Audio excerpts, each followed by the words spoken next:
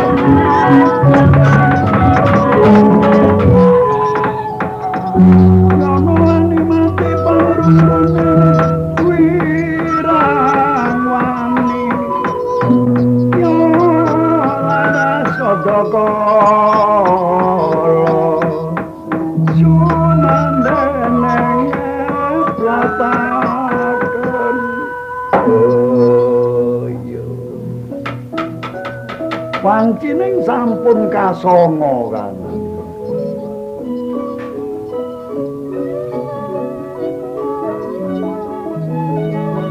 Kresna nilaraken lan jabang bayi ingkang dereng kaparingan asma menika.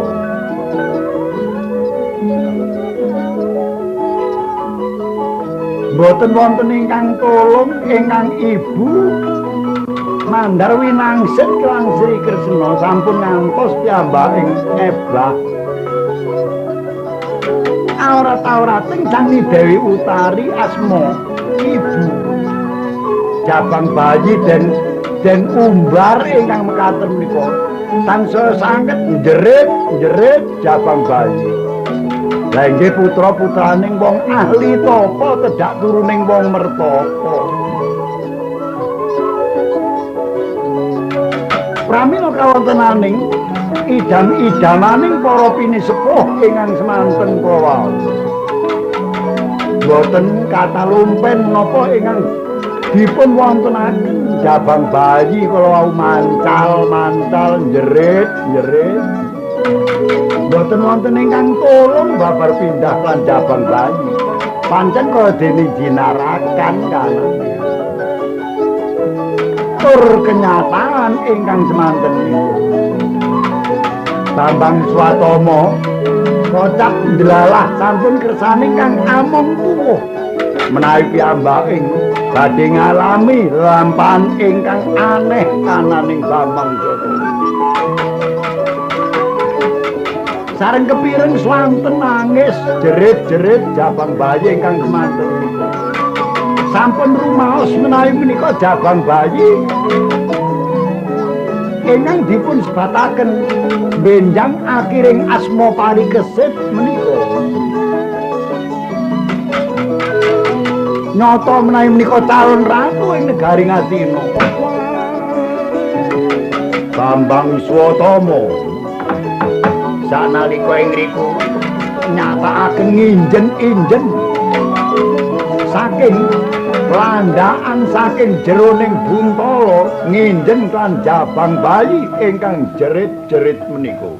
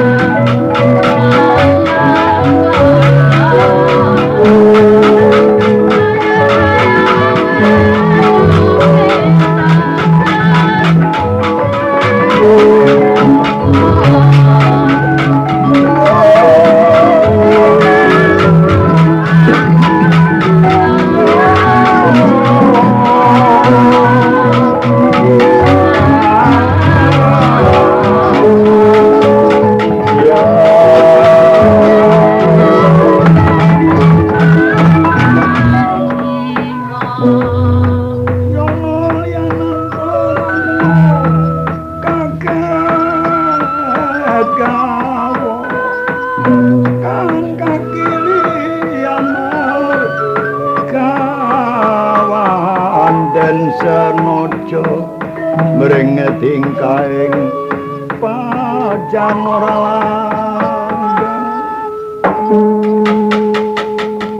mung sing Bambang Swatama ora dialah ora kliru yen iki putraning Utari ana jeroning slambu iku mesti Utari yen mari tak pateni bayek iki ibune tak pateni pisan ya wis bejane awakmu Jabang Bayi wetongane awakmu iku wong ora duwe dosa durung duwe dosa kanan kok nganti aku tegel mateni mergo manut perhitungan aku kon mesti bakal dadi ratu ning kraton Ngastina tembe mburine tinimbang kon sing dadi ratu luwih becik Kartowarma aku lenggono di jumenengi karo Kartowarma katimbang kok jumenengi nika ingkang dados pritangane Bambang Swatama lah dening Jabang Bayi ingkang piyambaking mboten wonten ingkang nulung kala wau terus mancal-mancal kanane mancal-mancal suku menawi kangge mancal-mancal senadyan pusaka duwung ligan inggih menika gaman ligan ingkang merupaken timbang getih asmane pusaka pusakaning Sri Kresna Bambang Swatama piyambaking sanalika njebus saking padunungan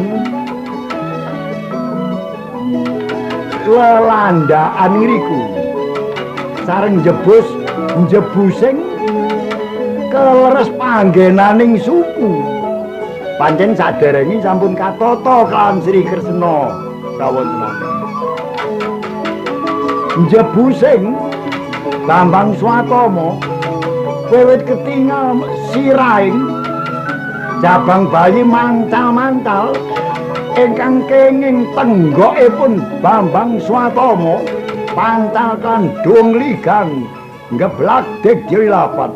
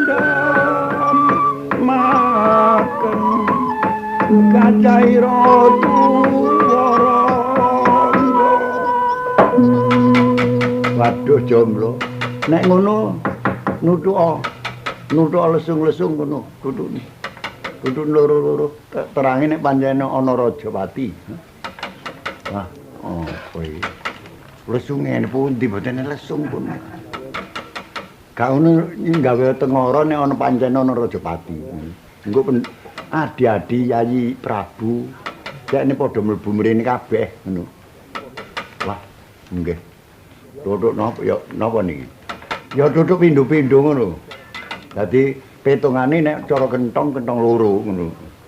Mriki mek sitok kentongane. Apa? Mriki mek sitok ndil kentongane. Nyelang yang terulan ndi lho. Ngawur ae kuwi apa jarene? Dia jare kentong loro. Kentongane siji ae tapi tutuk pindho-pindho ngono lho. Oh, ngoten. Oh iya. Sareng wonten kedadosan sasmita ingkang meluwat dhateng Jawi, pireng kelawan Sang Puntadewa. Den pidhanget kelawan ananing Haryasena menapa dening Nakulasdewa. Ratu Ayu Dulpadi nyatakaken mlebet dhateng ing lebeting pesanggraning Sang Utaripaya.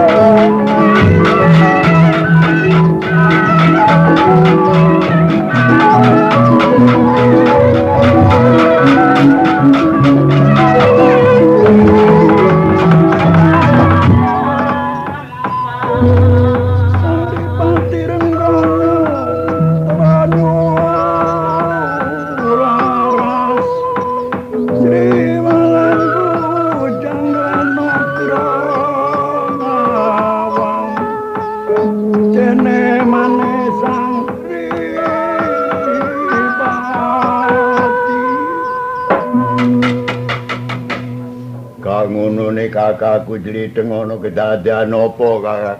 Lah iki para wis weruh dhewe para nyatakno dhewe mungkin. Iki kananing Rajapati sing pancen nyata wis kelakon mati iki kanane. Kangon iku batangi sapa iki? Lah delengen ana landakan sakmene ambane apa tumon.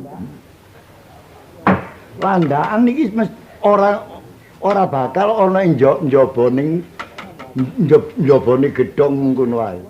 Bisa uga dilandak saka ing jabaning pekarangan pesanggrahan kene. Ora dialah apa mung wong siji kanane. Sing katon mati iki mung wong siji. Tapi netepno bab perkara kahanane sing ora ana iki mangka wong telu, yaiku Sikartoarma karo Began Krepa apa dening Bambang Swatama iki. Ya telu iki sing ora ana iki. Yen kaya mengkono. Iki ben kananing Jabang Bayi ben rumpaka kalian panjenengani Yai Semiaji Adiratu.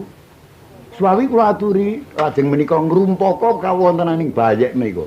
Mangke dipun paringi asma sinten mekaten. Medanipun sampun wonten titik-titik wonten ing asta ngriku seratanipun asta ngriku.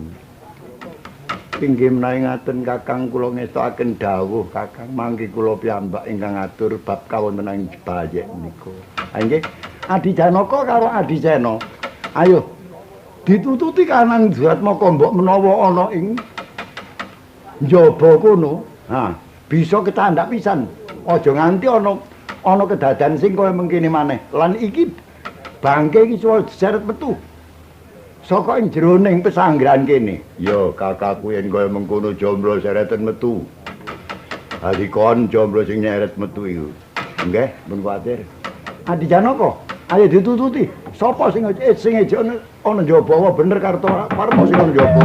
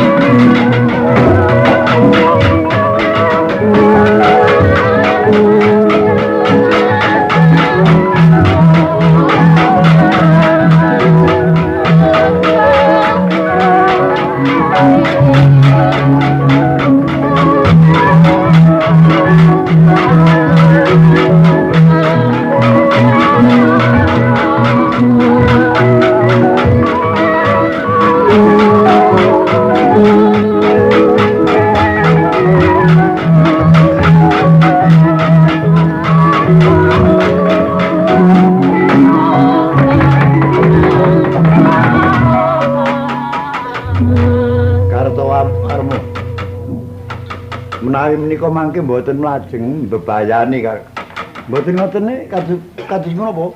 Wah, setama pun mboten medal malih-malih.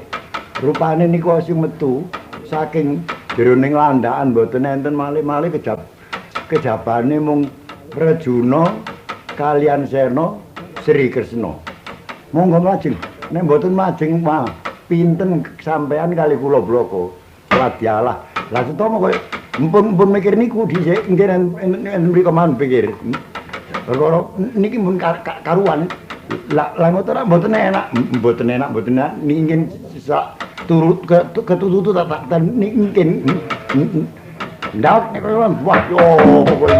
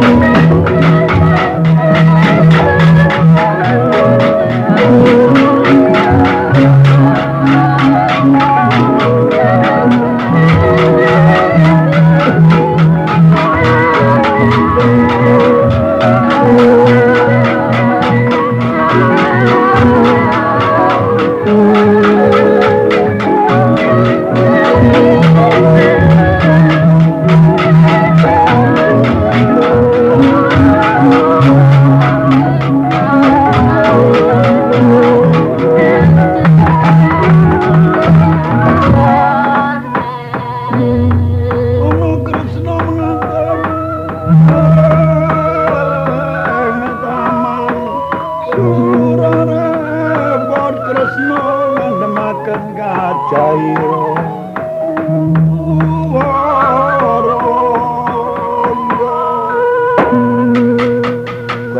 kurang ajar. Wah, apa tah rak ya ana temen rewangi?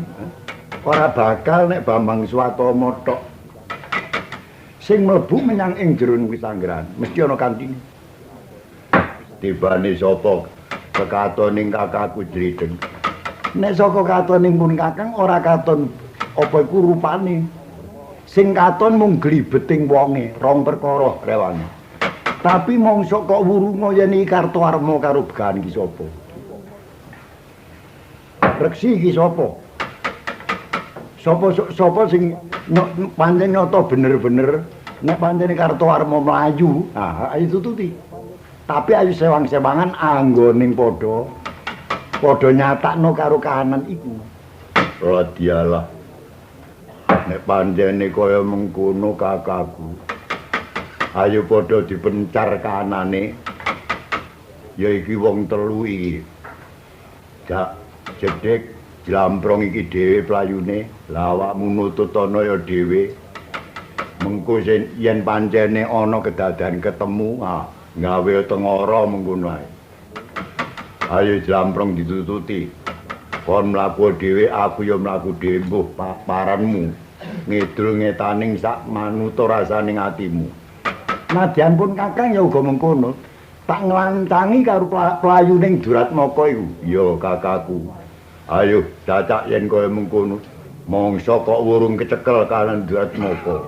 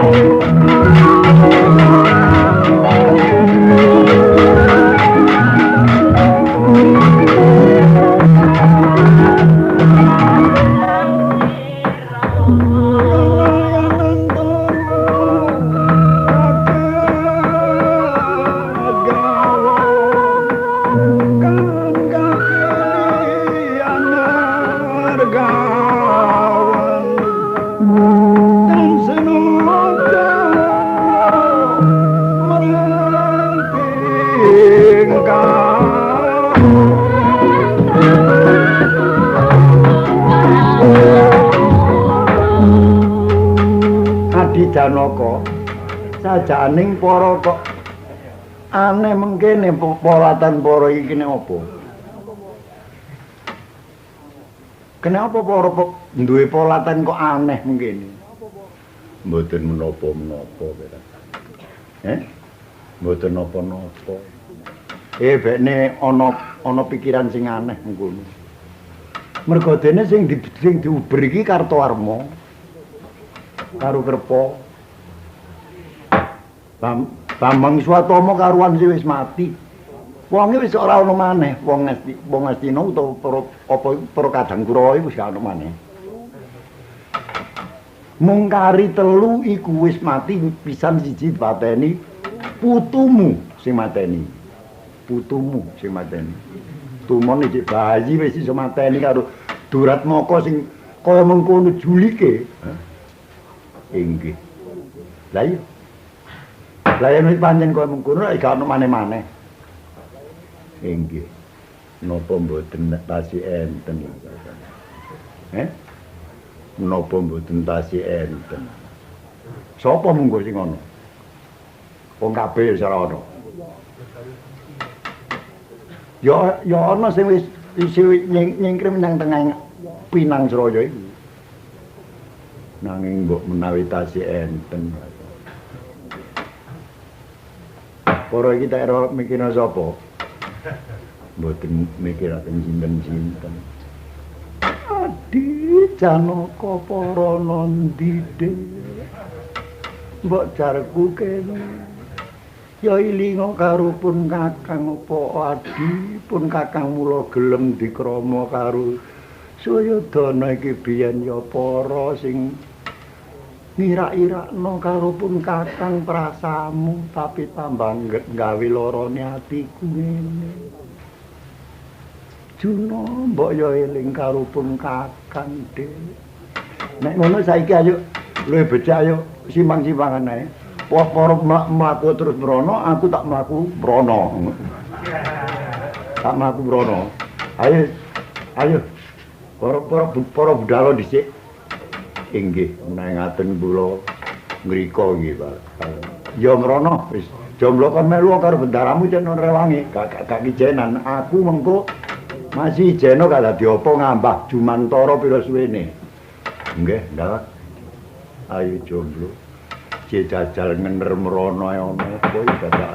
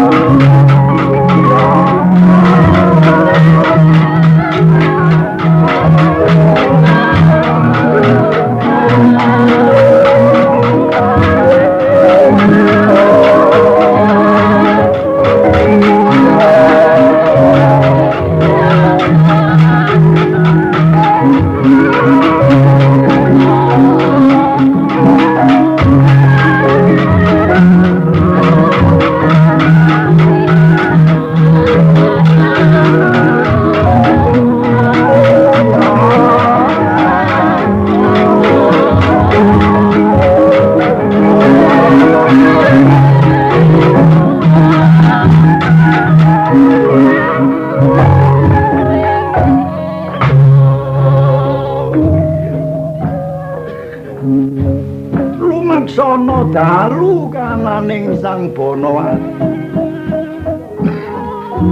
Madosi lan Arya Janaka klebu bangsaning nekat piyambak. Ing atas wanodya Kusana kedadosan nadyan sampun wanci jumpet erum kanane penteng dedet kliwetan.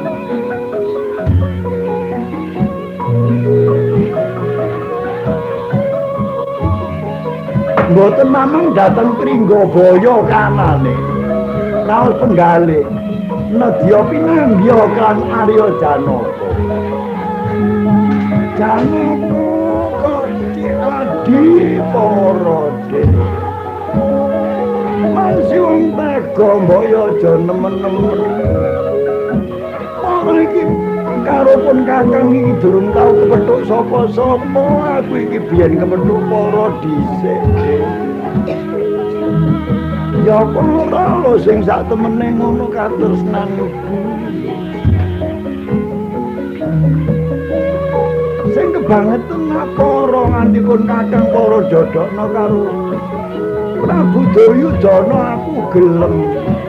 Jalaran jarene awakmu ya gelem terus-menerus menyanggoning kraton Ngastina nyambangi aku. Tapi dong-dongane saiki Sayadana wis gak ono.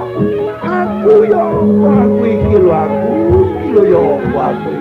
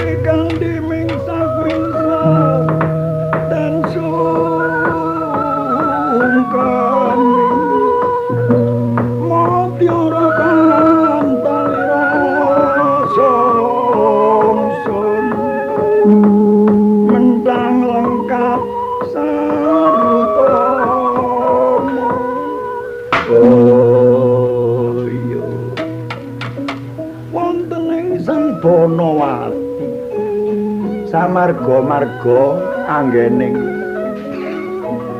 muwon mboten enget dhateng kananing Pringgabaya namung ngengeti klan Arya Janaka kemawon. Menawi mboten pinanggya klan Arya Janaka langkung prayogi dadya sawang kunarpa.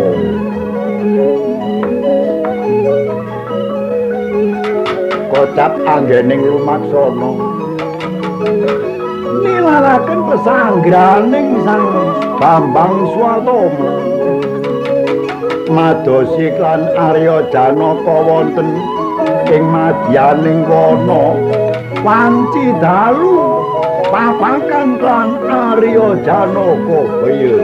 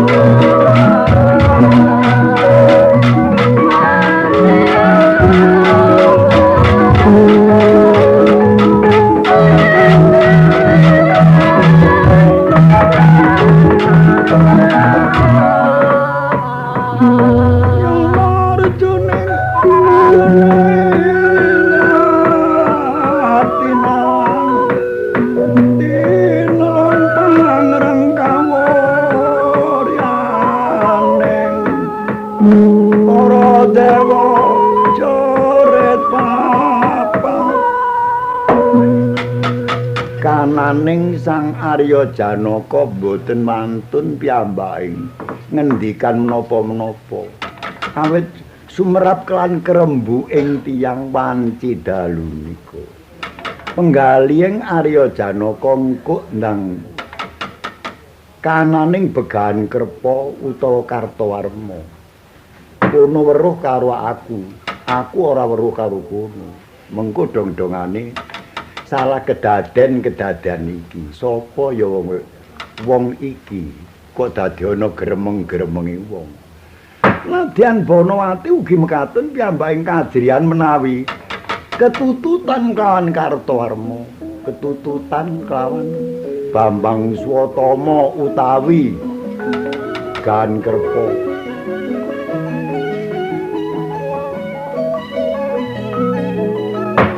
Pianggeping Sang Banawati sapa wong iki? Yen pancen nyata bener-bener kananing kaya mengkono.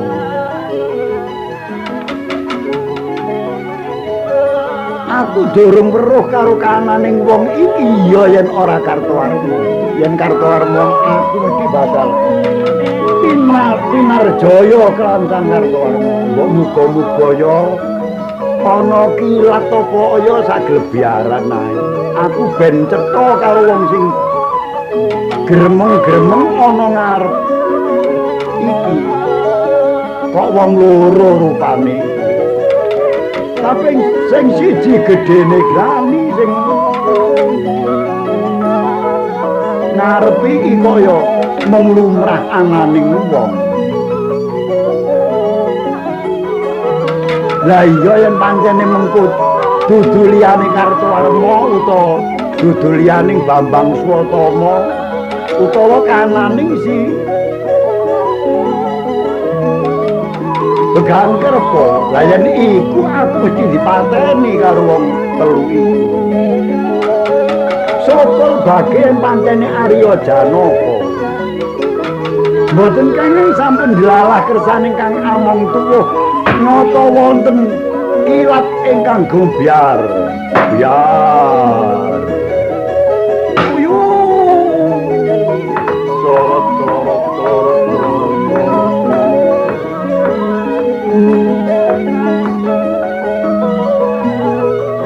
Terang pamriksane Sang Banawati menawi menika Arya Janaka ingkang wonten ayunan lawan mangun diwangsa. Mboten ngomongaken anti kinanti kala wau mboten ngomongaken Banawati nganti Bambang Swatama utawi Kartawarma. Nadyan Arya Janaka ugi mekaten ingkang rinantos rantos namung wontenipun sinten ingkang wonten ayunan menika. Kang mongko saling wonten gebyaring kilat ingkang gumebyar madani dhateng sranduning sriya. Cetha menawi menika wanodya kananing ingkang wonten ayunan. Kacarita kananing Sang Banawati sumrap gebyaring Arya Janaka rinangkul gapyuk sambat mati Banawati. Adekku Janaka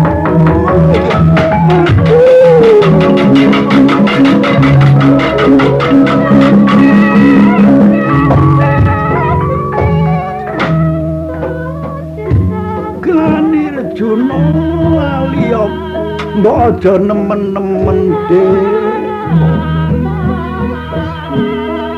pun kakang upaya karo para iki adi ora roh awan ora roh wengi kananing pun kakang terus lumaku upaya karo para jarene biyen nek sedana mati aku dirabi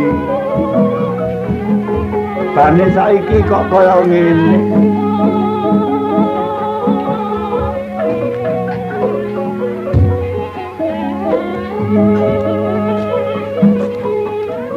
Janaka wonten menapa Kang? Kok tega sithik karo pun Kakang biyen mula aku ra emoh dadi bojone sedana biyen mula aku ra emoh dadi bojone. Tapi dong-dongane saiki kok ngene kanane.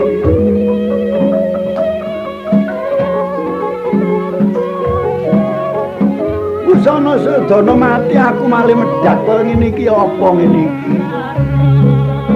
Kok gawe eling, Dik. Nalika aja ana Mandaraka biyen Adipa. Arya Janaka sanalika piyambaking angles penggaling Arya Janaka. Awit Arya Janaka sederengipun andarbeni katresnan dhateng Bratajaya inggih sampun tresna kan Banawati. Pramila ewuhaya pambudi anane.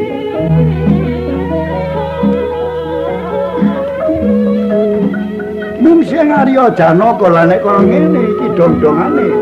Aku apa sida gawe mati karo Kartowarma utawa Begawan Krepa. Gelem tagak nulungi aku, Dik. Purun malih kak. Aja kate basa. Wong wis gak ana sedana kok basa. Biyen yo nek basane yo nek ana sedana tok nek gak ana ya wis gak basa. Saiki kok ijek ngono ae.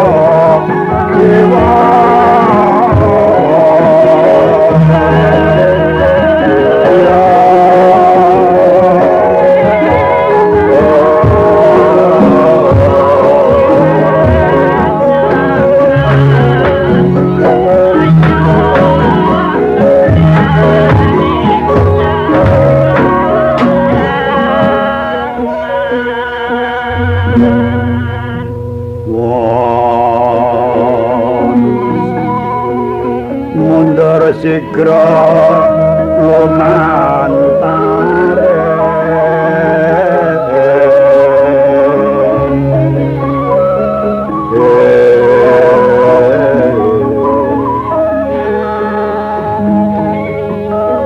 Takira putri jati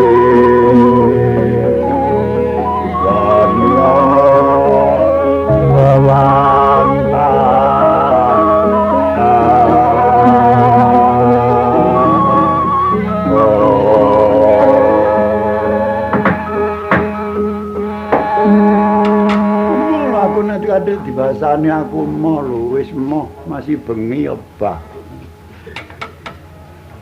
Janjaku terus dibasani aku moh masih nalika semono ejek swargi. Sedana toko para biyen. Para ya kaya ngono ya basa nek ana sedana tok nek ka ana ya wis apa lumrahe ngono ae. Lah iya masih aku ya kaya ngono.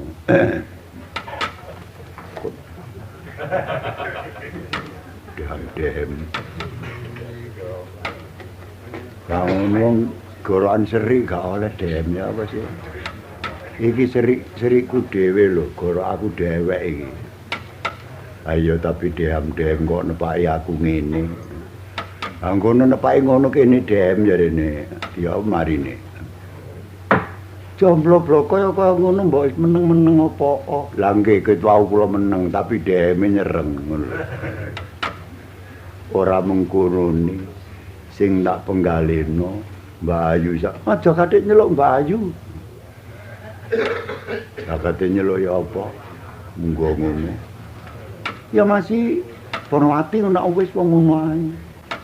Ati ngono ae kan diwuruk ah. Wis gerangi sakmono wis diputu abane. Iya pancen putuku wis lair. Mandar wis mateni Bambang Swatama. Lho, ya syukur, Dik. Ya iku satruku, Dik, iku ngono. Lah kok nyeluk, Dik. Iya lali aku. Lali. Tak arani sampean sing gak lali aja kadek sampean ngono tah mali sukan aku. Lah nek ngono ya wis ya apa marine. Saiki ngene ya. Pamane jange tak rengeng-rengengi wong suarane gak enak. Jange gak direngeng-rengengi ya apa. Njaluk bantonan. Iya ngono nek gelem bantu. Nek gelem bantu ulur-ulur kambang ta apa nek wis gampang. Monggo niku dipun bantu ulur kambang mawon. Kula sanget matur sembah nuwun ya. Menawi kersa. Lah ya apa lho kono mbok dibantu. Salap setunggal mawon. Kersane iki asus warane.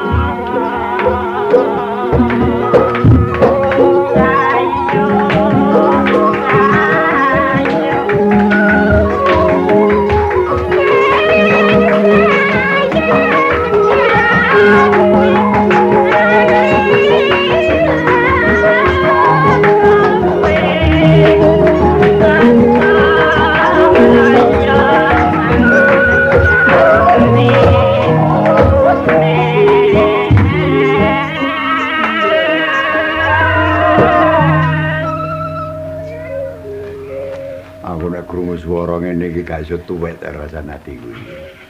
Papung tuwek nyereng kae rene. Dodo ampek kae sakne apa ngono.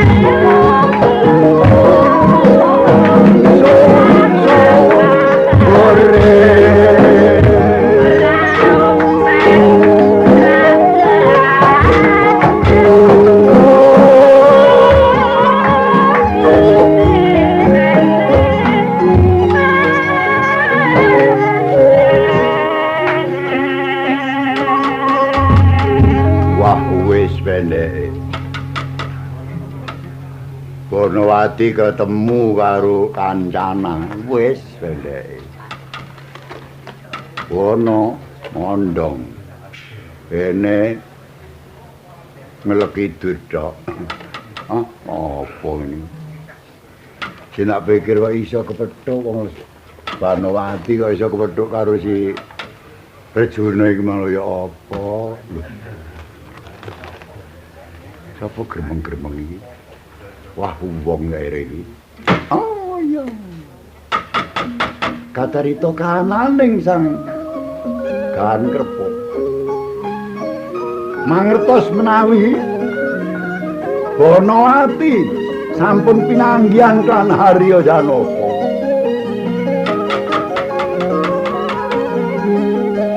Mangun diwangsa semerap kerembu ing tiyang. Mung sing mangun diwangsa tinimbang aku kedhisikan karo mungsu iki. Iya yen iki ora Kartowarma, lah yen Kartowarma bisa uga aku sinipat jumparing mati aku yen ora ndhisiki. Nanging tumrap kananing Begahan Kerpa ugi mekaten piyambake anggadhahi raos yen sumedya madulaken dhateng Kartowarma. Sanalika kananing Begahan Kerpa lumajar tambuh panubuyu ing mangun diwangsa lepat.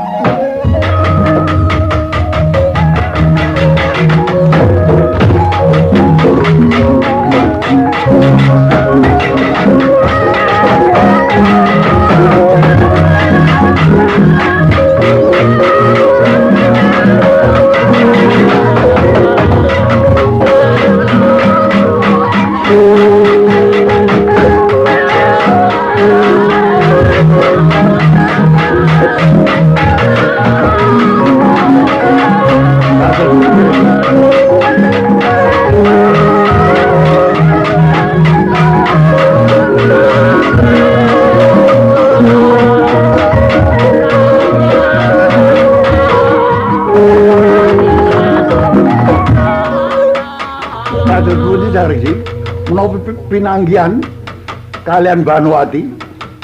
Wah. Selamat pitungane Banawati, selamat. Tangelamun bisa mateni karo Banawati nek gak pancen wani tumindak kaya dening si ponakan aku Bambang Swatama. Tapi mak senadyan wani tumandang kaya dening Bambang Swatama pungkasaning mati tapi dhewekne wis antuk gawe nyirnakno karo terus to jemena. Iku sing dadi buktine. Lah banjur sakniki kados dening sampean kali kula nggih. Sumedyane mateni kali Banawati merga kena darani wani ndusta kali kekarepan. Terus nungguk kali sanggrahan tapi dong-dongane nyengkreh. Lah niki mpun nyulayani rembug kaya ngeten iki.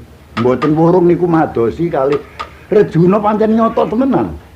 Lah ngeten iki kok ruwa nek kaya ngoten nalika kula geret saking kraton Ngastina nika biyen mpun mati kananing Mbak Ayu Banawati.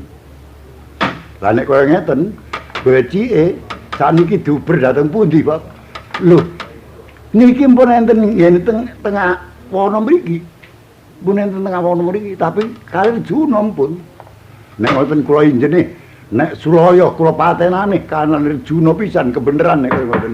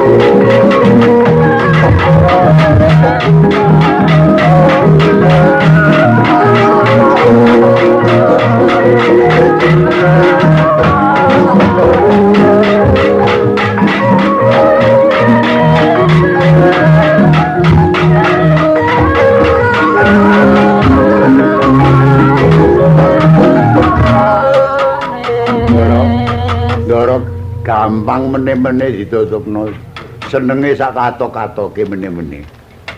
Niki pun konangan kali Begahan Kerpa niku.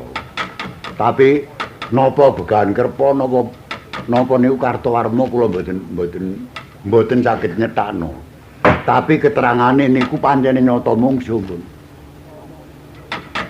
Mergo omongi kula kaya mboten lali omongi bukan kerpo, suarane niku. Bareng nyata kaya ngoten iku mlayu kula tobyuk lopo telepon obyuk mbok mbuno balik nggih kirangan kula.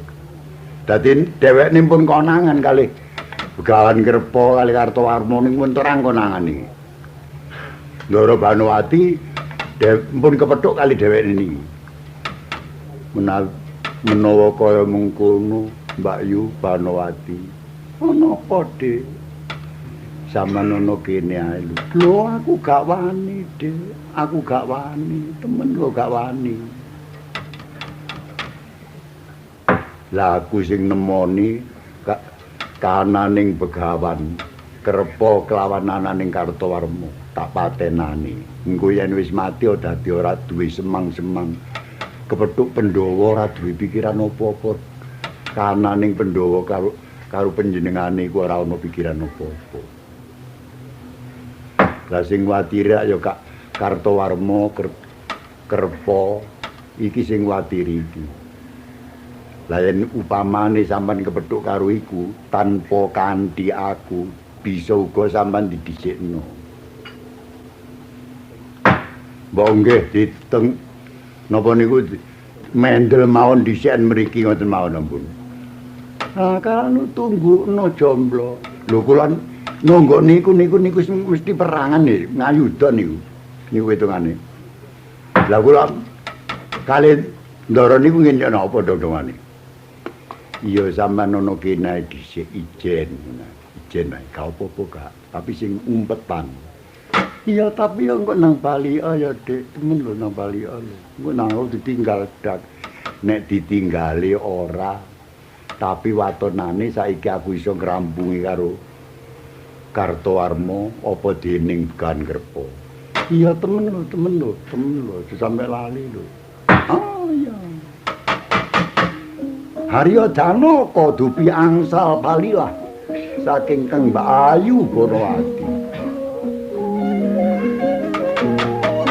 Ing iku Arya Janaka sanalika nilaraken Banowati sumedya mapakaken lan Begawan Kerpo Kartowarma. Iya.